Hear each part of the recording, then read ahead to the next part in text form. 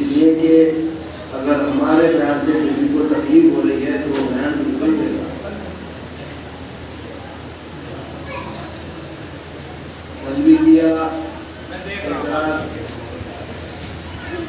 और आज भी लोगों को परेशानी हो रही है आवाज़ दे।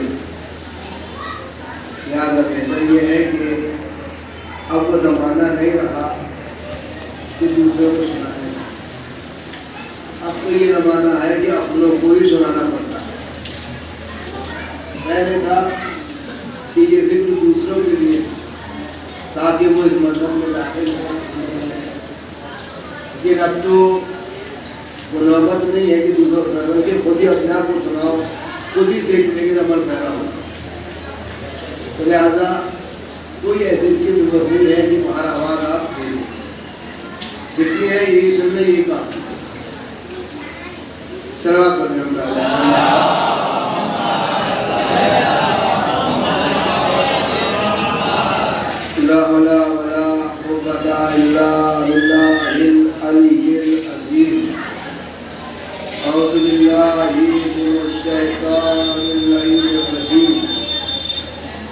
हस्बुनल्लाह व निअमल वकील व निअमल मौला व निअमन नसीर। अल्हम्दुलिल्लाहिल्लज़ी हदाना लिहाज़ा व मा कुन्ना लिनहतदिया लौला अन हदानल्लाह। लक़द जाअत रुसुलु रब्बिना बिल-हक़। अस्सलातु वस्सलाम सय्यद वल इकराम महबूब रब्बुल मशरिक़ैन व रब्बुल मग़रिबैन जद्दिल हसन वल हुसैन अबिल क़ासिम सल्लल्लाहु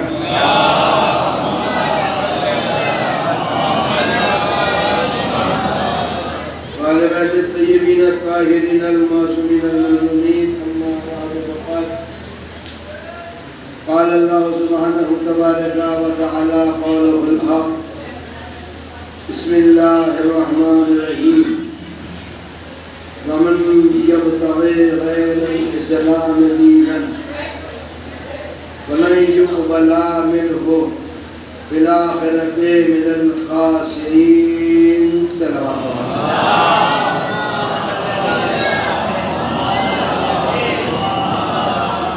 अज़ीज़ान मोहतरम, सबसे पहले आपसे गुजारिश ये करना है कि हम किसके साथ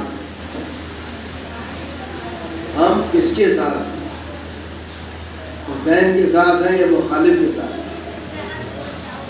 इसलिए ऐसा ना हो कि ज़बान से तो हुसैन के साथ और दिल से किसी और के साथ। जो हमारे महाराजा ने जिन चीज़ों के अमेरिका के बाइकाट किया है उनका बाइकाट होना चाहिए। अगर हम महाराजा के मानने वाले हैं तब, उनकी बात अमल करने वाले हैं तब। अगर अब भी हमें यकीन नहीं आया उनकी बात पर कब आएगा? अजीजों, जो भी चीज़ें हैं अमेरिका इजराइल की, वो खास तौर से तबर्रुक में नहीं बांटी।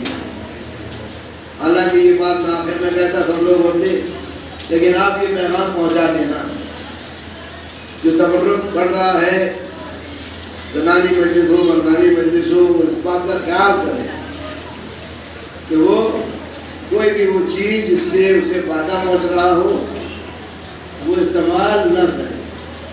इसलिए कि आपके सामने मिसाल बहुत मशहूर है, सामने है, आपके सामने। मैं बोले भाई, जब लाखों मन लकड़ियों में आग लगी थी और इब्राहीम अलैहिस्सलाम को डाला गया था तो छिपकली फूंक मार रही थी, मेंढक मुंह में पानी भर के तालाब से इस तरफ फेंक रहा था। क्या मतलब? मेंढक आग बुझा रहा था, छिपकली आग भड़का रही थी। अमल दोनों का है।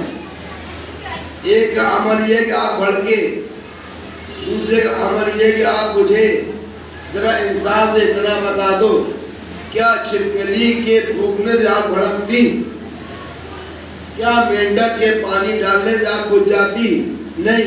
तो फिर ये ऐसा क्यों कर रहे हैं?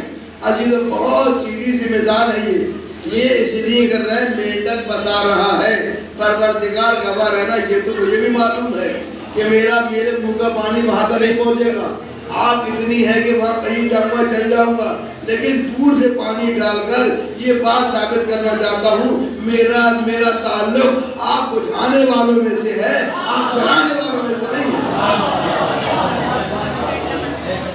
लिहाजा कहीं ऐसा ना हो ज़बान से तो उनके खिलाफ है और दिल से उनके साथी बन जाए।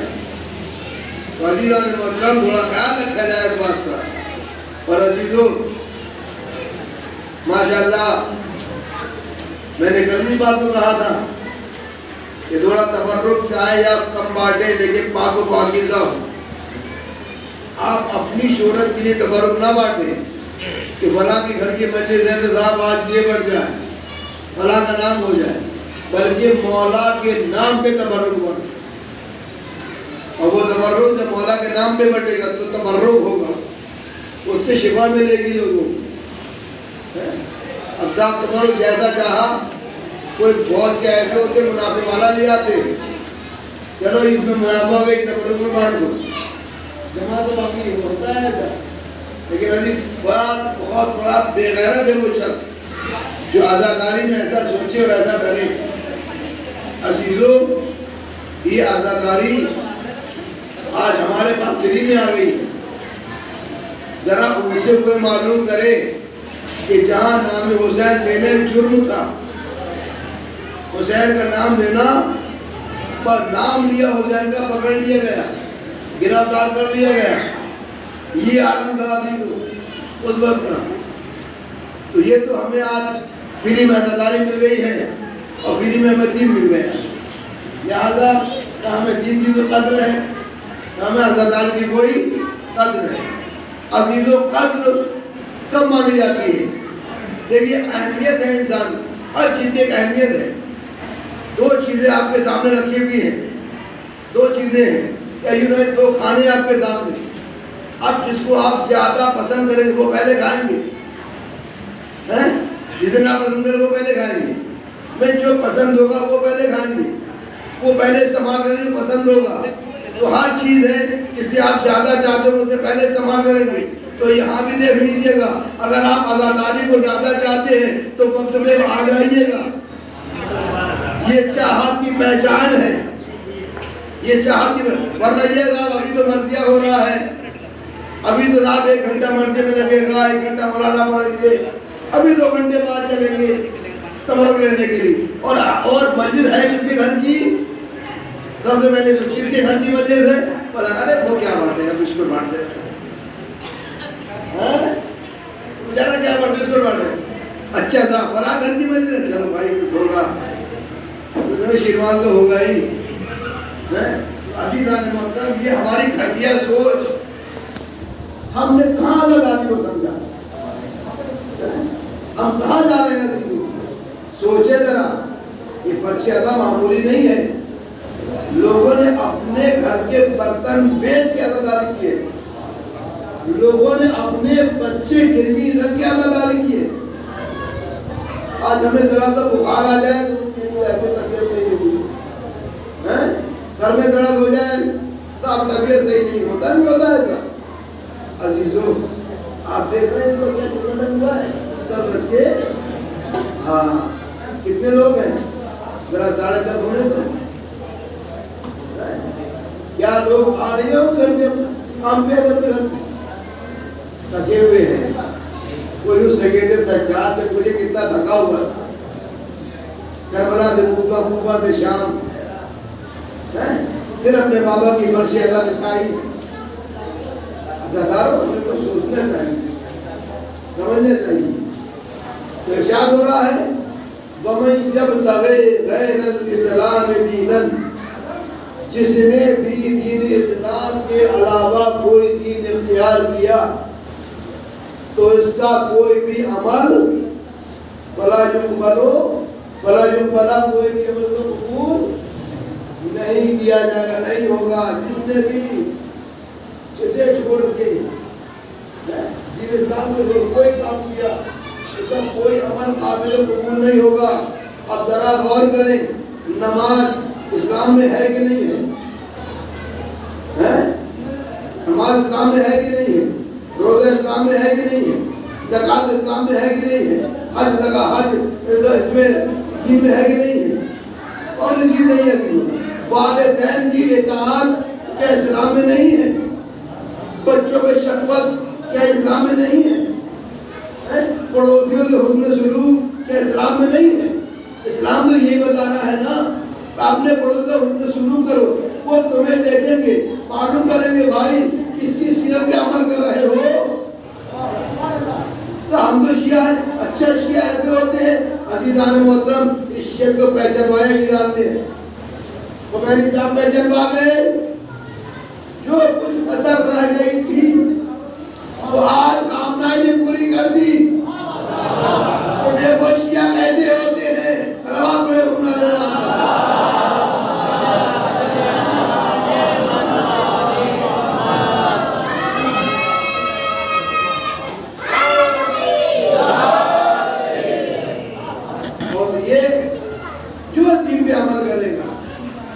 पढ़े से करीब हो जाएगा। अब दीन तकुल दीन अकुल लगा। अभी तो मुझे नंबर मैंने करीब बढ़ा दिया था, क्या मेरे बंदे तू मेरा हो जा, तू मेरा हो जा, मैं तेरा हो जाऊंगा। तू मेरा हो जा, मैं तेरा हो जाऊंगा। तू हो तो जा मेरा, अगर गरीब होगा तो मालदार कर दूंगा, परेशान हाल होगा तो तुझको सादा कर दूंगा। वो तो जा मेरा, अगर तू गुलाम होगा तो तुझे आका बना दूंगा, आका होगा तो बादशाह बना दूंगा। तू हो तो जा मेरा। और अज़ीज़ान मदर हुआ नहीं क्या ऐसा? एक आम बात नहीं है, लकी बात नहीं है। एक नबी है जिसका नाम यूसुफ, बाजार मिस्र में बिके। अब आप बाजार मिस्र में पहुंच गए ना, मिस्र में पहुंच गया, आपके दिमाग मिस्र में पहुंच चुके हैं। तो बाजार मिस्र में जनाब यूसुफ अलैहिस्सलाम बिके, बेचा गया।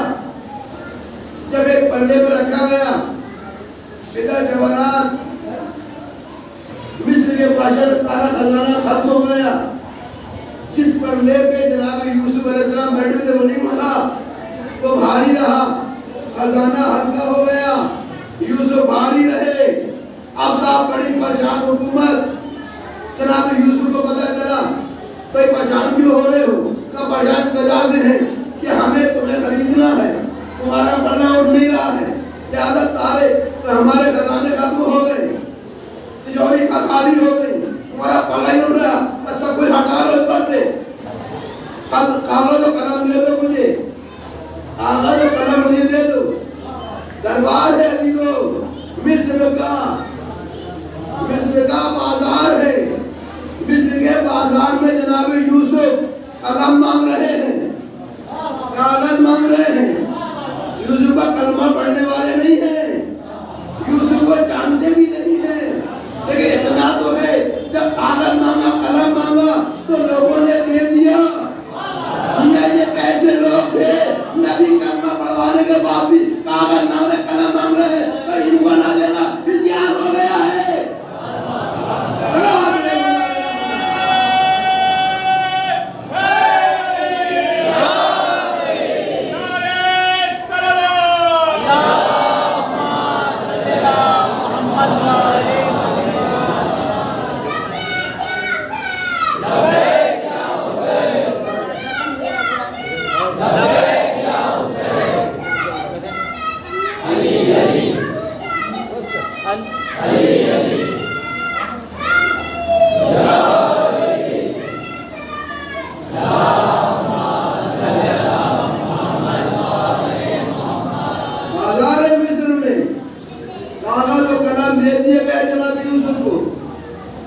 कोई लंबी चौड़ी इबारत नहीं लिखी, एक लफ्ज लिखा बिस्मिल्लाहिर्रहमानिर्रहीम, एक आयत लिखी बिस्मिल्लाहिर्रहमानिर्रहीम, सारा खजाना हटा लो, बस ये रुक्का ये पर्चा इस पे रख दो, ये रुक्का ये पर्चा इस पे रख दो। क्या होगा रख के तो देखो। जैसे ही वो रुक्का उस पे रखा गया, पता चला बिस्मिल्लाह का पल्ला नीचे, यूसुफ का पल्ला ऊपर। भाई समझ में नहीं आई? भाई देखो तो सही, ये बिस्मिल्लाह में क्या है? मेरे मौला ने क्या कहा था? जो कुछ कुरान में है वो सूरह अल-हम्द में है, जो सूरह अल-हम्द में है वो बिस्मिल्लाह में है। तो समझ में आया, ये बिस्मिल्लाह नहीं लिख रहा है, बल्कि अली लिख के पल्ले में रख दिया, यूसुफ का पल्ला ऊपर हो गया, अली का पल्ला नीचे आ गया।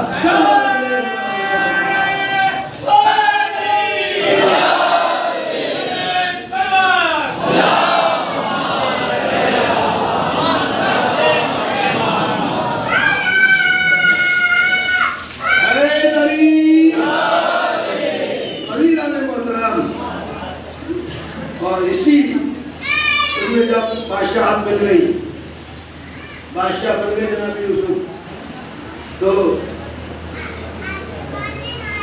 एक दिन पता चला कि बाबा आ रहे हैं, जनाब याकूब आ रहे हैं। और ये खबर पूरे मिस्र में फैल गई कि याकूब अलैहिस्सलाम अपने बेटे यूसुफ से मिलने आ रहे हैं। तो ये खबर जनाब जुलेखा को भी हुई। उस वक्त जनाब जुलेखा नाबीना हो चुकी थी, नातवा हो चुकी थी। उन्होंने लोगों से कहा, जरा मेरा हाथ पकड़ो और मुझे सरे राह बिठा दो, जब याकूब आ रहे हैं तो उनका बेटा उनसे मिलने जरूर आएगा, लिहाजा रात से मेरी मुलाकात हो जाएगी। तो लोगों ने बिठा दिया। जब बिठा दिया तो एक गिरोह आया, उसने कहा, ऐ ज़ईफ़ एक तरफ को हो जा, यूसुफ आ रहे हैं। उसने कहा, अभी यूसुफ नहीं आ रहे हैं, मैं जानती हूँ यूसुफ को, आगे नहीं है, मैं जानती हूँ यूसुफ को। क्या आगे तो है नहीं, क्या जानती हो? क्या मैं खुशबू पहचानती हूँ, मैं यूसुफ की खुशबू पहचानती हूँ। दूसरा गिरोह आया, ज़ईफ़ एक तरफ को हो जा, यूसुफ आ रहे हैं, अभी नहीं आ रहे हैं। ऐसे पता खुशबू तो अंधी है, तो खुशबू नहीं आई है। अब आखिर में तीसरा गिरोह आया, जिनमें जनाब यूसुफ अलैहिस्सलाम थे। जैसे करीब आए, कहा कि लोगों यूसुफ आ गया, यूसुफ आ गया, मैंने खुशबू महसूस कर ली। अब अज़ीज़ान मोहतरम, ये खुशबू है नबुव्वत की, ये नबुव्वत की खुशबू है। तो कीजिएगा, नबुव्वत की खुशबू कौन सूंघेगा? जिसके बाद ईमान होगा। अभी तक नहीं था तो खुशबू नहीं आ रही थी, जब ईमान आ गए तो खुशबू आ गई। अब नहीं मालूम नबी के घर में किसे जुकाम था, किसे नजला था। जब अपनी बेटी के घर में आए, चादर के नीचे लेटे, इमाम हसन आए, अम्मा नाना की खुशबू महसूस कर रहा हूँ। इमाम हुसैन आए, अम्मा अपने नाना खुशबू महसूस कर रहा हूँ। का बेटा चादर के नीचे है। मौला अली है, मैं अपने भाई की खुशबू महसूस कर रहा हूँ कि चादर के नीचे है। भाई सबने खुशबू महसूस की ना, नबुव्वत की। तो अज़ीज़ान मोहतरम, अब जिसको नज़ला होगा निफाक का, जिसको नज़ला होगा कुफ्र का, जिसको नज़ला होगा शिर्क का, उसे खुशबू नहीं आ सकते।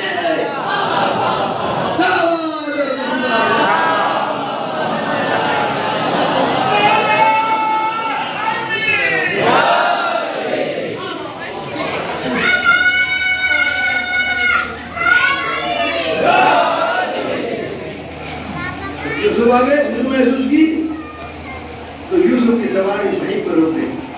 लोग देखा, पहचान ले जाना यूसुफ को, देखा, उतरे, घोड़े से उतरे और कहा, देखा क्या हाल है?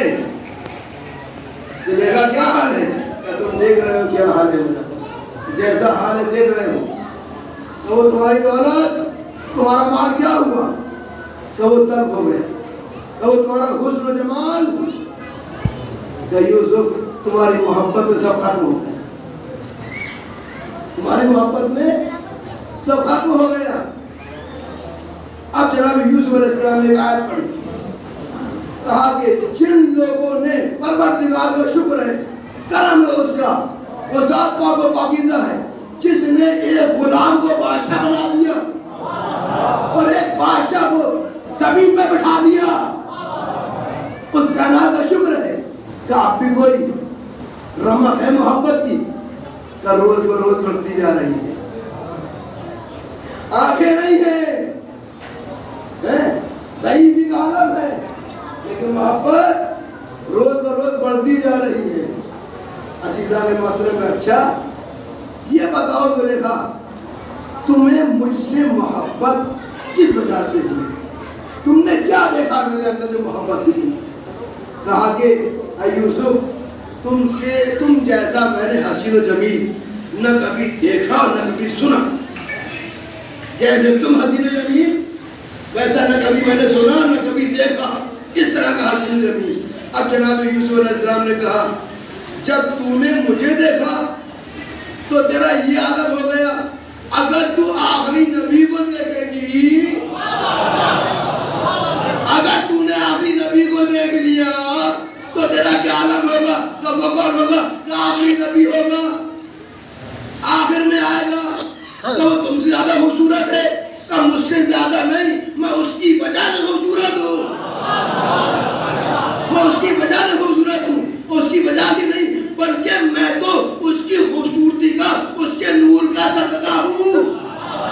तो अजीब आने वाला जुमला समाप्त कीजिएगा, सदका हूँ कि जब सदका इतना खूबसूरत है तो सदका देने वाला कितना खूबसूरत होगा।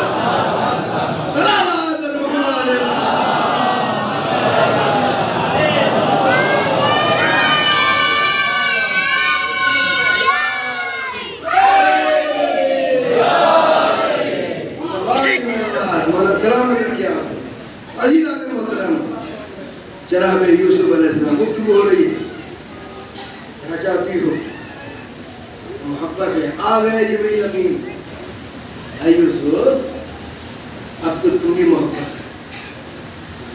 अब तो तुम भी मोहब्बत कर लो और इनके लिए दुआ करो। जनाब यूसुफ अलैहिस्सलाम का हुक्म आया अल्लाह की तरफ से, मोहब्बत करूं मैं, कहा दुआ करूंगा, ठीक दुआ हो। हाथों बुलंद किया, जैसे हाथ को बुलंद किया और नाबीना में बीनाई आ गई है, आंखें ठीक हो गई, आंखें ठीक नहीं जवानी आ गई, जवानी आ गई, जवान हो गई। तो अब तुम इनसे आब्द करो, निकाह करो। निकाह किया साहब, निकाह हुआ, 3 बच्चे हुए। कितने? 3 बच्चे हुए, 2 लड़के 1 लड़की। लड़के मीसा, एक का नाम मीसा है, सबसे बड़े वाले का मीसा, मीम ये से अलिफ मीसा, और दूसरे का था अफराहम, अलिफ रे ए मीम अफराहम। तीसरी लड़की उसका नाम था हन्ना, तो जनाब अय्यूब पैगंबर की बीवी थी हन्ना। और ये यूशा इब्न नून जनाब मूसा अलैहिस्सलाम के वसीय थे, ये उनके चच थे मीसा। तो गोया के 3 बच्चे लाने ने दिए। लेकिन एक बात कहूंगा, ये यूसुफ हैं कि जब इन्होंने हाथ उठाए दुआ की तो इन्हें जुलेखा को जवानी दिलवा दी। जब एक नबी दुआ करे तो उसकी दुआ पर जुलेखा जवान हो जाए। अब अगर कोई दुआ न करे, मुर्दे को ठोकर मार दे और जिंदा कर दे, उसका क्या हालत होगा? क्या बात कर रहे हैं तुम? मुर्दे तो जनाब ईसा ने जिंदा किए हैं, क्या मुर्दे जिंदगी की तरह ठोकर मार के नहीं, तुम बेअल्लाह कह के, क्या ये क्या मामला? अजीजा ने मतलब बहुत ही जानी पहचानी बात है, वाकई आपने सुना कहा है, लेकिन मकसद हल करना है। जब हुकूमत के कुछ लोग एक गुड़िया को पैसों का लालच देकर, भाई कोई बूढ़ी माँ अपने जवान बेटे की उम्र नहीं बना देती, बनाएगी कोई? लाख रुपए ले दो आप कि तू अपने बेटे को मुर्दा बना दे 3 घंटे के लिए। भाई मैं अपने पैसे अपने पास रखो, मैं अपने बेटे को मुर्दा बना, मुझे बना सकते हो, बेटे को नहीं। इसका मतलब ये है कि हुकूमत का दबाव था, हुकूमत ने शिकंजा कसा था बुढ़िया का, लालच भी दिया था, तू जा तो सही। उन्होंने दावा तो किया है, वो होगा तो नहीं कुछ। हमें ये मालूम करना है, जो अली ने दावा किया है कि मैं जमीन से ज्यादा आसमान के रास्तों को जानता हूँ, वो जानते भी है, दावा किया है। भाई अब तो आसमान पे चले गए, उसका तो कोई गायब नहीं है, कैसे रास्ते आसमान को नहीं पता है। अब सब इसे लिया है, पटाखे फुसला के और जैसे ही ताबूत में रख के लेकर आए, जवान बेटा है, ताबूत में रख के लेकर आए मौला अली के पास। बूढ़ी औरत ने कहा, या अली, इसकी नमाज जनाजा पढ़ा दो, इसकी नमाज जनाजा पढ़ा दो। आपने कहा, अब जो पीछे वाले उन्हें पता था जिंदा है, कौन नमाज पढ़ो, कौन ही चल रही उधर, ये है, ये जमीन से आसमान के रास्ते चादर का पता नहीं। जब मौला के नमाज तमाम की तो लोग कहने लगे, या अली, ये तो बताइए, आप तो दावे करते थे कि मैं जमीन से ज्यादा आसमान के रास्तों को जानता हूँ, आपको चादर के नीचे की बात का पता नहीं है, ये जिंदा है या मुर्दा? आपने फरमाया, अगर जिंदा है तो ले जाओ, जिंदा है तो ले जाओ, ये तो इसमें जिंदा है तो ले जाओ। अब जो बूढ़ी औरत ने सुना अली ने कहा है जिंदा है तो ले जाओ, फौरन दौड़ी भी आई, बेटा उठ जा, मकसद पूरा हो गया। अब बेटा हो तो बोले, वो तो जा चुका, बेटा हो तो बोले, बेटा उठ जा। अब जब उसने नहीं सुना तो उसने चादर का कोना हटाया, चेहरा देखा, जिंदा लेके आई थी, मुर्दा हो गया। घबराई, परेशान हुई, फौरन दामन को पकड़ लिया, या अली, मैं जिंदा लेके आई थी, जिंदा लेके जाऊंगी। और अजीज़ान मोहतरम, जो लेके आए थे वो तो भाग गए, वो तो चले गए। ये एक जुमला कहूँ भैया, ये आगे भगोड़े नहीं है, ये तो मुर्दा छोड़ने भागने की आदत है।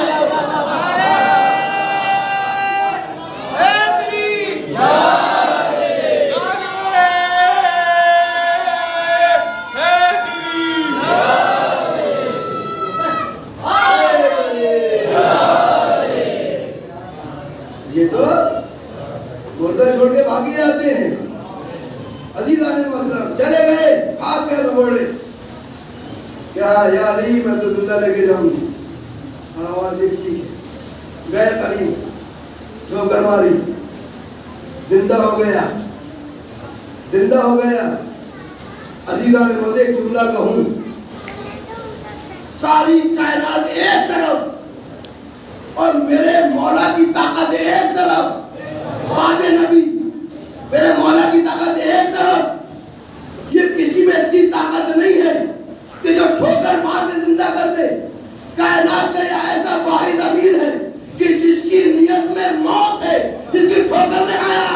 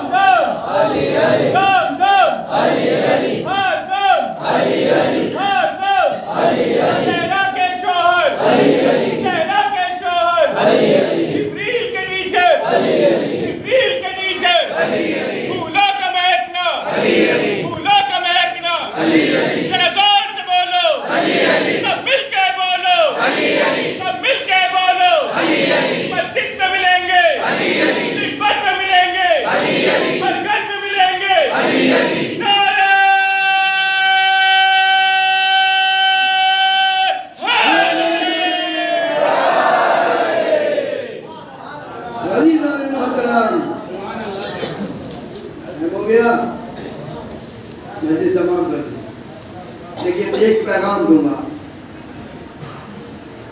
एक पैगाम ये है, एक शख्स रसूलुल्लाह की खिदमत में आया,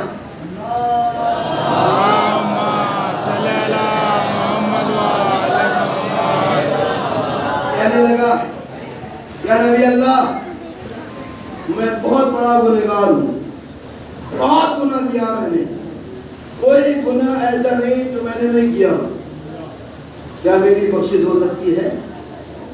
अल्लाह मेरी बख्शिश हो सकती है? नबी ने जीने का हो सकती नहीं हो सकती।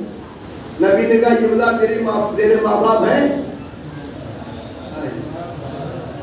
क्या कहा? तेरे माँ बाप हैं? कहा अब तू अपने माँ बाप की खिदमत कर, तू जितनी खिदमत माँ बाप की करता चला जाएगा, अल्लाह उतने गुनाह तेरे माफ करता चला जाएगा। तो कितना ही बड़ा गुनहगार हो, कोई भी हो, तो उससे बड़ा गुनहगार नहीं हो सकता। जब उस मौला ने बोल के गुनाह को माफ कर दिया, क्योंकि हमारे गुनाह माफ नहीं, अजीजों माफ हो। हुसैन की जितनी बड़ी कुर्बानी और उनके लिए इमाम जाफर सादिक अलैहिस्सलाम ने इरशाद फरमाया,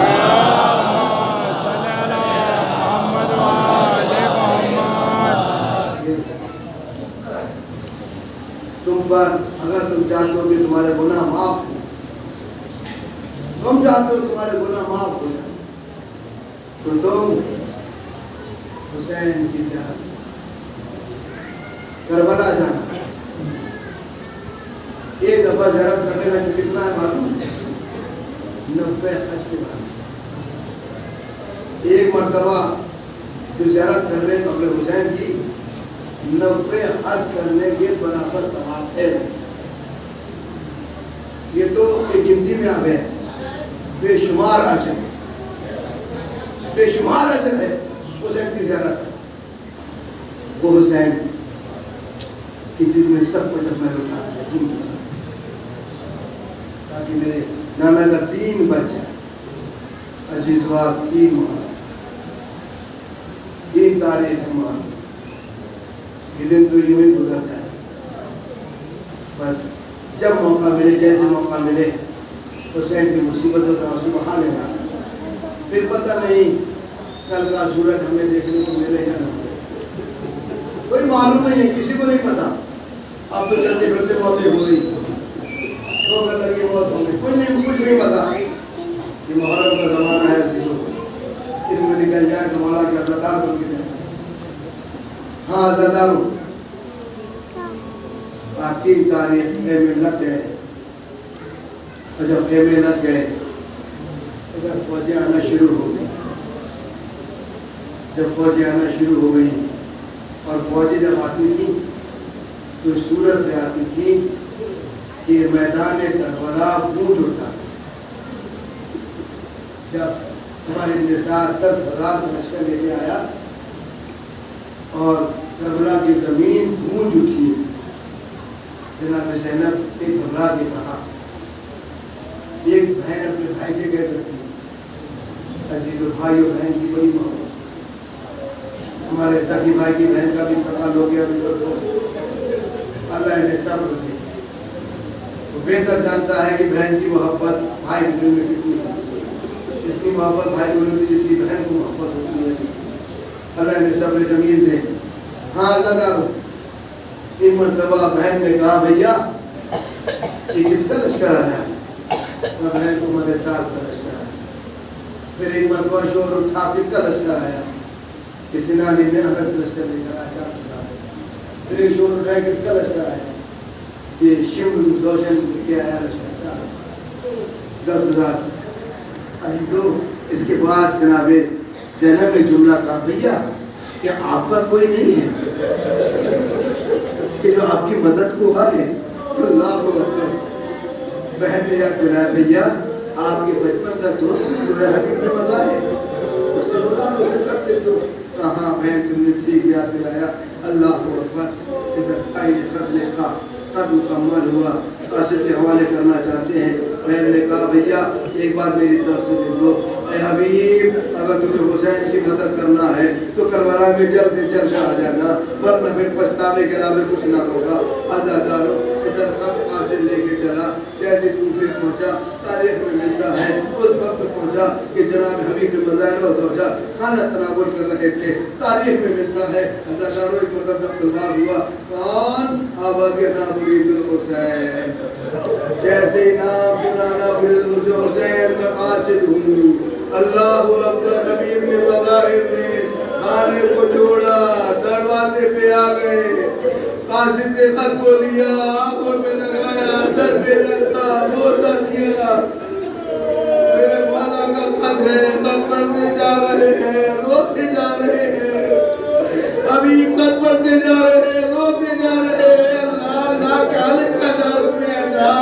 हाँ दादा मैं जुमला कर लिखा था, ऐ हबीब तुम्हें मालूम है मुझे रसूल अल्लाह से क्या निस्बत है? ऐ हबीब तुम्हें मालूम है मुझे अली से क्या निस्बत है? ऐ हबीब तुम्हें मालूम है मुझे फातिमा ज़हरा से क्या निस्बत है।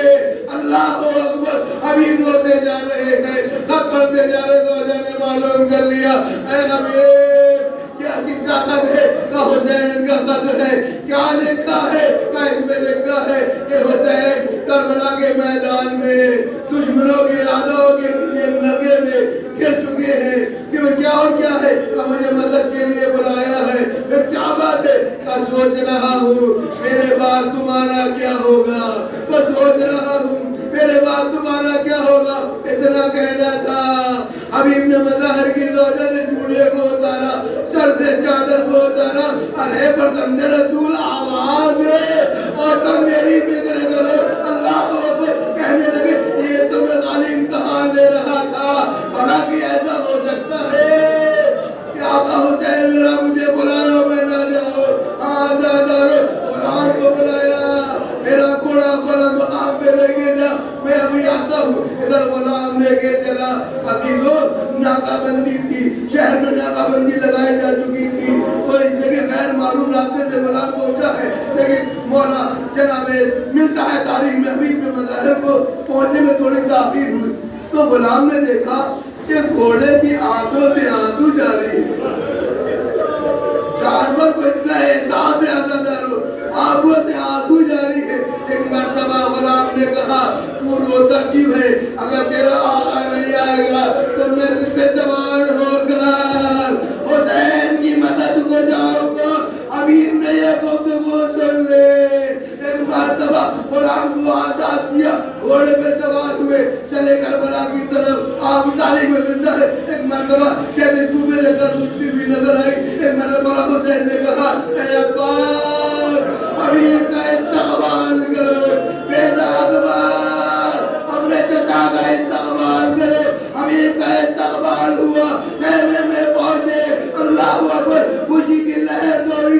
एक मर्तबा ये खबर खेमे में जैसे ही पहुंची है जनाबे ज़ैनब को पता चला। पिता को बुलाया, आवाज़ दी पिता पिता जाके हबीब से कह दो कि शहजादी तुम्हें सलाम कह रही है।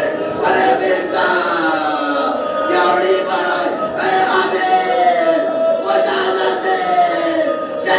तुम्हें सलाम कह रही है।